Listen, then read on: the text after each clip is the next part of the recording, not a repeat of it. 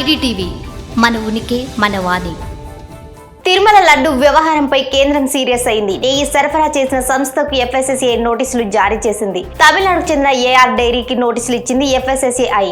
నెయ్యి కల్తీపై సమాధానం ఇవ్వాలని నోటీసుల్లో పేర్కొన్నారు. తిరుమలకు జూన్, జూలైలో ఏఆర్ డైరీ నెయ్యిని సరఫరా చేసింది. అందులో కల్తీ జరిగిందని సీఎం చంద్రబాబు ఆరోపించారు. అయితే తాము ఎలాంటి కల్తీకి పాల్పడలేదని ఏఆర్ డైరీ ఇటీవల ప్రకటన విడుదల చేసింది.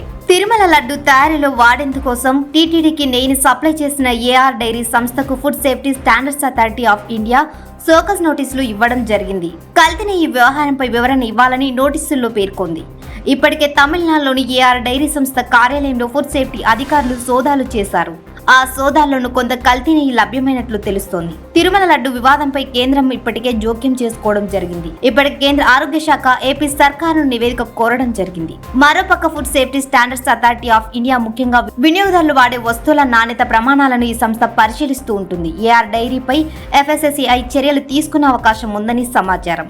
ఏఆర్ డైరీ సంస్థ ఎఫ్ఎస్ఎస్ఏఐకి నివేదిక ఇచ్చాక తదుపరి ఆ సంస్థపై ఎటువంటి చర్యలు ఉండబోతున్నాయన్నది ఇటు కన్స్యూమర్స్ అఫైర్స్ అటు హెల్త్ డిపార్ట్మెంట్ నుంచి ఎటువంటి చర్యలు ఉంటాయన్న దానిపై స్పష్టత వచ్చే అవకాశం ఉంది. సుప్రీంకోర్టు పర్యవేక్షణలో కల్తీ నెయ్యి వ్యవహారంపై విచారణ జరపాలంటూ వైసీపీ నేత వైవి సుబ్బారెడ్డి పిటిషన్ దాఖలు చేశారు. అలాగే అనేక మంది న్యాయవాదులు, జర్నలిస్టులు సుప్రీంకోర్టులో పిటిషన్లు ఫైల్ చేస్తున్న పరిస్థితి ఉంది.